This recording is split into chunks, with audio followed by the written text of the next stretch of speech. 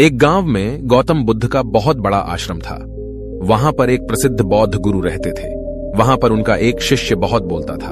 वह हर समय इधर उधर की बातें करता था। जब वह दान लेने के लिए जाता तो हर घर से एक नई कहानी लेकर आता और आश्रम के दूसरे शिष्यों को सुनाता था। एक शिष्य की दूसरे से बुराई करता, चुगली करता और दूसरों के सामने अच्छा बनने का प्रयास करता। खुद के मुंह से ही खुद की तारीफ करता रहता और हमेशा ही खुद को गुरु के सामने सबसे बुद्धिमान और उत्तम साबित करने का प्रयास करता। वह खुद को सभी शिष्यों से अलग और श्रेष्ठ मानता था। उसका कहना था कि मैं एक अमीर घर का बालक हूं। अगर मैं चाहता तो एक आरामदायक और सुविधाओं से भरा जीवन जी सकता था, लेकिन मैं वह सब छोड़कर यहां आ गया क्योंकि मुझे सत्य की खोज करनी है, खुद को जानना है, जीवन को जानना है। इसीलिए मेरा त्याग तुम सबसे बड़ा है। एक दिन गुरु ने आश्रम के सभी शिष्यों को बुलाकर कहा, आप सभी को अगले 1 महीने के लिए कोई ना कोई संकल्प लेना है। इससे आपकी संकल्प शक्ति मजबूत होगी और आप में आत्मशक्ति का संचार होगा। आप सभी अपने सामर्थ्य के अनुसार कोई भी संकल्प ले सकते हैं और यदि 1 महीने से पूर्व आप में से जिस का भी संकल्प टूट जाएगा तो वह अपनी पुरानी दिनचर्या में वापस आ जाएंगे। सभी शिष्यों ने अपनी शक्ति के अनुसार छोटे बड़े संकल्प लिए और गुरु को अपने अपने संकल्प के बारे में बताकर वहां से चले गए। लेकिन वह शिष्य जो खुद को सबसे अलग और बड़ा दिखाना चाहता था, वह सीधे गुरु की कुटिया में पहुंच गया और बोला, मैं कोई छोटा मोटा संकल्प नहीं लेना चाहता, बल्कि खुद की ही जैसे एक बड़ा और महान संकल्प लेना चाहता हूं। कृपया आप ही बताएं क्या संकल्प लेना चाहिए। उसकी यह बात सुनकर गुरु मुस्कुराए और बोले, क्या तुम मेरे द्वारा दिए गए संकल्प को पूरा कर पाओगे? क्या तुम्हारे लिए उसे पूरा करना संभव होगा? शायद नहीं। वह तुम्हारे लिए संभव नहीं है, तुम उसे पूरा नहीं कर पाओगे। इसीलिए तुम खुद ही कोई संकल्प ढूंढो। शिष्य ने कहा, नहीं गुरुदेव, आप जो भी संकल्प मुझे देंगे मैं जरूर उसे पूरा करूंगा। गुरु ने कहा, ठीक है, तो तुम अगले 1 महीने तक चुप रहो, मुंह से एक शब्द भी नहीं निकालोगे। यही तुम्हारा संकल्प है। शिष्य ने कहा, गुरुदेव, यह भी कोई संकल्प है? यह तो बहुत ही आसान है। 1 महीने तक चुप ही रहना है। आप कोई बड़ा संकल्प दीजिए जो मेरी योग्यता के लायक हो, जिसे पूरा करने में मुझे समस्या हो। गुरु ने कहा, पहले तुम इस संकल्प को तो पूरा करके दिखाओ। शिष्य ने गुरु की बात मान ली और वह उसी समय चुप हो गया और पलटकर कुटिया से बाहर चला गया। उसे चुप रहना बहुत आसान लग रहा था। उसने एक दिन तो जैसे तैसे चुप रहकर काट लिया, लेकिन दूसरे दिन से उसके मन में ना बोलने का बोझ बढ़ने लगा। तीसरे दिन उसे भारीपन महसूस होने लगा और चौथे दिन उसके अंदर एक अजीब सी बेचैनी होने लगी, क्योंकि आसपास आश्रम के सभी शिष्य एक दूसरे से बातें कर रहे थे। वह भी अपना पक्ष उनके सामने रखना चाहता था, उनकी बोलती बंद कर देना चाहता था, लेकिन उसका संकल्प उसके आड़े आ रहा था। इसीलिए वह पूरे दिन सिर्फ मुंह और आंखें बनाता रहता। इसी तरीके से कुछ दिन और बीते और वह शिष्य बीमार पड़ गया। उसका सिर फटा जा रहा था। उसका खाने पीने तक का मन नहीं कर रहा था। वह सिर्फ बोलना चाहता था। वह गुरु के पास गया और उनके सामने बैठकर लिखकर उन्हें बताया, गुरुदेव, मैं बोलना चाहता हूं। बिना बोले मुझे सांस नहीं आ रही। मेरा दम घुटता जा रहा है। मैं अंदर ही अंदर पागल हुआ जा रहा हूं। मैं क्या करूं? संकल्प तोड़ दूं क्या?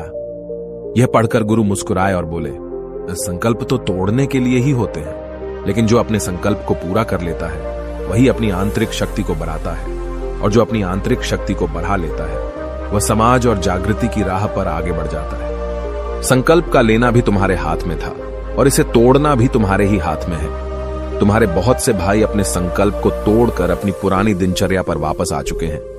अगर तुमसे नहीं हो पा रहा तो तुम भी संकल्प तोड़कर अपनी पुरानी दिनचर्या पर वापस जा सकते हो। लेकिन याद रहे, अगर आज तुम इस छोटे से संकल्प को नहीं संभाल पा रहे तो तुम अपनी बाकी की पूरी जिंदगी को कैसे संभाल सकोगे? बाकी फैसला पूरी तरह से तुम्हारे हाथों में है। गुरु की यह बात उस शिष्य के दिल में चोट कर गई। वह बिना कुछ बोले वहां से वापस चला गया और खुद को अपनी कुटिया में बंद कर लिया। वह केवल अपने जरूरी कामों के लिए ही कुटिया से बाहर निकलता, बाकी सारे समय कुटिया के अंदर ही बैठा रहता।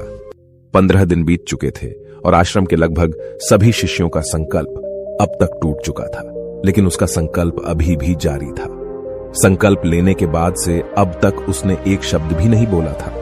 सारा आश्रम हैरान था कि इतना बोलने वाला इंसान चुप कैसे हो गया। 15 दिन बीतने के बाद वह दोबारा अपने गुरु के पास गया और लिखकर बताया है, गुरुदेव, मैं बाहर से तो चुप हूं, लेकिन मेरे भीतर बहुत सी आवाजें हैं, बहुत सी चीख पुकार और शिकायतें हैं। मैं अंदर ही अंदर बात करता रहता हूं। मेरा मन तरह तरह के प्रश्न पूछता रहता है। मैं बाहर से जितना मौन हूं, भीतर से उतने ही शोर शराबे से भरा हुआ हूं। क्या इस तरह से मेरा संकल्प अभी भी जारी है? गुरु ने कहा, हां, तुम्हारा संकल्प अभी भी जारी है, लेकिन जब तक लोगों की यह आवाजें तुम्हारे कानों में पड़ती रहेंगी, तुम्हारा मन बोलता रहेगा, क्योंकि इसे तो आदत है बोलने की। तुम भले ही बाहर से चुप रहो, लेकिन तुम अंदर ही अंदर बोलते रहोगे। तुम्हें इन बातों से, इन आवाजों से दूर जाना पड़ेगा। शिष्य गुरु को प्रणाम कर वहां से चला जाता है और सुबह होते ही अपनी कुटिया छोड़कर जंगल की तरफ चला जाता है। कई दिन बीत जाते हैं, संकल्प का समय भी पूरा हो जाता है,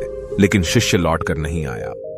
आश्रम में सभी को डर था कि कहीं जंगली जानवर ने उसे खा ना लिया हो। इस बीच उसे ढूंढने की बहुत कोशिश की गई, लेकिन वह कहीं नहीं मिला। सभी गुरु भाइयों ने मान लिया था कि जंगली जानवरों ने उसे अपना शिकार बना लिया है, लेकिन गुरु को ऐसा नहीं लगता था। एक दिन आश्रम का एक अन्य शिष्य गुरु के पास आया और बोला, गुरुदेव, हमारे उस अधिक बोलने वाले भाई के साथ क्या हुआ होगा?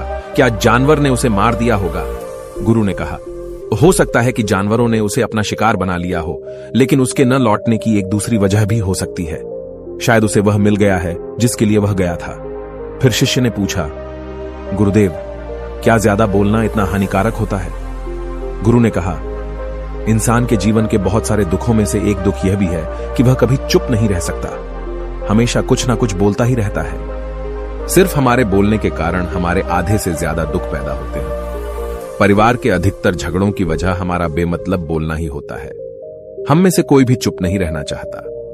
हम बस सामने वाले को सुना देना चाहते हैं। जो भी हमारे मन में है, सब निकालकर उसके मन में बैठा देना चाहते हैं। उसे समझा देना चाहते हैं कि देख, तू गलत है और मैं सही। और इस तरीके से सब एक दूसरे की सड़ी गली बातों को ग्रहण कर रहे हैं। इस तरीके से सुनने और सुनाने का यह काम जिंदगी भर चलता रहता है। लेकिन इस नासमझी में हम अपना समय, अपना जीवन, अपनी समझ और सबसे महत्वपूर्ण व कीमती पल जो जिए जा सकते हैं, जिनको अनुभव किया जा सकता है, जिनमें आनंद को प्राप्त किया जा सकता है, यह सब खो देते हैं। लेकिन इसके बदले हमें मिलता क्या है? कुछ नहीं, सब व्यर्थ और बर्बाद हो जाता है। इस पागलपन में हमने क्या खो दिया, इसका एहसास केवल कुछ ही लोगों को हो पाता है। बाकी लोग जैसे उन्हें अपने आने का पता नहीं, वैसे ही उन्हें अपने जाने का भी पता नहीं चल पाता। शिष्य ने कहा, तो फिर इसका समाधान क्या है? गुरु ने कहा, पूरी जागरूकता के साथ अपने विचारों को देखना यही एकमात्र तरीका है। सारी मानसिक समस्याओं का वर्तमान में रहकर चिंतन करना, पूरी जागरूकता के साथ अपना काम करना जिंदगी में चमत्कारिक बदलाव ला देता है। उसके बाद वह शिष्य गुरु से अपने प्रश्नों का उत्तर पाकर उनको प्रणाम करके वहां से चला गया। उस शिष्य को आश्रम छोड़कर गए हुए 3 महीने का समय बीत चुका था, लेकिन उसकी कोई खबर न थी। अब तक तो सभी गुरु भाइयों ने भी उसके वापस लौटने की उम्मीद छोड़ दी थी, लेकिन एक दिन वह आश्रम लौट आता है। उसे देखकर सभी के आश्चर्य और खुशी का ठिकाना न रहा। लेकिन अब वह नहीं था जो यहां से गया था, वह कुछ और ही बनकर वापस आया था। उसके अंदर एक गजब का बदलाव महसूस किया जा सकता था। उसके चेहरे पर एक गजब का ठहराव और आंखों में बनी शांति थी। आश्रम में आते ही सभी गुरु भाइयों ने उसे चारों तरफ से घेर लिया और बातें करने लग गए। वह भी अपने गुरु भाइयों से बातें करने लगा। उससे बात करने वाले सभी ने यह अनुभव किया कि अब वह पहले जैसा उतावला और बातूनी नहीं रह गया था। उसके मुंह से एक एक शब्द बहुत ही सुलझे हुए और मधुरता के साथ निकल रहे थे। थोड़ी देर तक गुरु भाइयों से बात करने के बाद वह सीधा गुरु की तरफ चला गया। उसने गुरु के चरण छुए और कहा, गुरुदेव, क्या मैं अब भी मौन हूं? क्या अब भी मेरा संकल्प जारी है? गुरु ने कुछ देर तक शिष्य की आंखों में बड़े ध्यान से देखा और कहा, हां, तुम अब भी मौन हो। तुम्हारे मुंह से एक भी शब्द निकल नहीं रहा और तुम्हारा संकल्प अभी भी जारी है। शिष्य ने कहा, गुरुदेव, जब मैं आश्रम से गया तो मैं मुंह से तो चुप था, लेकिन मेरे अंदर बहुत सी आवाजें थी। मन में बहुत से प्रश्न थे और वह बंद नहीं हो रहे थे, तो मैं जंगल में चला गया, इस उम्मीद से कि वहां मुझे शांति मिलेगी और मेरे मन की बकबक कम हो जाएगी। लेकिन मैं जितना एकांत में जाता गया, मेरे अंदर की आवाज उतनी ही तेज होती गई। मेरे भीतर की पुरानी से पुरानी आवाज मुझे सुनाई देने लगी। तब जाकर मैंने महसूस किया कि मैं कितना गलत कर रहा था। जब मैं अपने परिवार वालों, दोस्तों को और गुरु भाइयों को बुरा भला कहता था तो उस समय मुझे लगता था कि मैं सही कह रहा हूं। जब मैं गुरु भाइयों की एक दूसरे से चुगली करता था और उनका मजाक बनाता, तब भी मुझे यही लगता था कि मैं उनसे बेहतर हूं और मैं सही कर रहा हूं। लेकिन उस दिन मैंने पहली बार महसूस किया कि मैं कितना गलत बोलता था। काफी दिनों तक ये आवाजें, ये शिकायतें मेरे अंदर चलती रहीं, लेकिन धीरे धीरे करके एक दिन ये सारी आवाजें मेरे अंदर से समाप्त हो गई। अब मैं भीतर से भी मौन हो गया। उस घने जंगल में बाहर से कोई बोलने वाला था नहीं और भीतर कोई आवाज बची ही नहीं थी, और मैं उस दिन पहली बार मौन का सही अर्थ समझा। मेरे चारों तरफ बहुत शांति थी। हालांकि अभी भी कुछ आवाजें आ रही थीं जो पहले भी आती थीं, लेकिन मैं उन्हें सुन नहीं पाता था। पर अब वह सभी आवाजें मुझे स्पष्ट रूप से सुनाई दे रही थीं। हवा के चलने की आवाज, चिड़ियों के चहकने की आवाज और पानी के बहने की आवाज। ये सभी आवाजें मैंने पहली बार पूरे होशपूर्वक सुनी। अपने चारों तरफ इतनी शांति मैंने पहले कभी महसूस नहीं की थी। तो इस शांति को भंग करने के लिए मैंने पहली बार अपने मुंह से कोई शब्द निकाला। मैं चिल्लाया, हे ईश्वर, ये कैसी शांति है? सभी कुछ इतना शांत क्यों है? ऐसा क्या हो गया? लेकिन मेरे चिल्लाने के बाद भी शांति भंग नहीं हुई। सब कुछ पहले जितना ही शांत था, बाहर भी और भीतर भी। हे गुरुदेव, मैंने अपने गुरु भाइयों से बात की, मैंने आपसे बात की। मैं बोल रहा हूं, मैं चल रहा हूं, मैं सब कुछ देख रहा हूं, लेकिन मैं अपने भीतर एकदम एकांत में हूं, मौन में हूं। भीड़ में होता हूं तब भी भीतर से अकेला एकांत में होता हूं।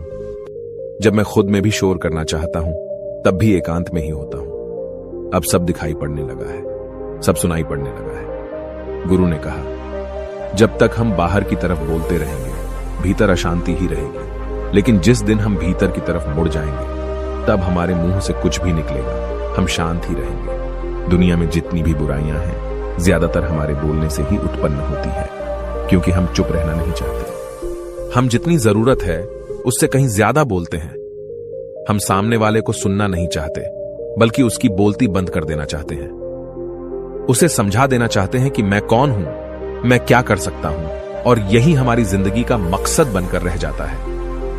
हमारी सारी ऊर्जा व्यर्थ के बोलने में बर्बाद होती रहती है। ऐसे ही समाज में लोगों का जीवन दुखों से भर जाता है, जो हमेशा एक दूसरे को सुनाने में लगे रहते हैं। कभी एक दूसरे को सुनना नहीं चाहते, समझना नहीं चाहते, और चुप रहना तो उन्होंने कभी सीखा ही नहीं, क्योंकि चुप रहना उन्हें छोटा महसूस करवाता है।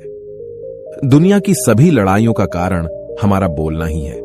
इसलिए हमें सिर्फ उतना ही बोलना चाहिए जितना जरूरी हो, क्योंकि व्यर्थ का बोलना ऊर्जा को नष्ट करना है, और यह बोलना ही हमें कभी अपने भीतर की ओर लौटने नहीं देता, क्योंकि यह हमें बाहर की ओर खींचकर रखता है, और बाहर है ही क्या इस संसार के अलावा।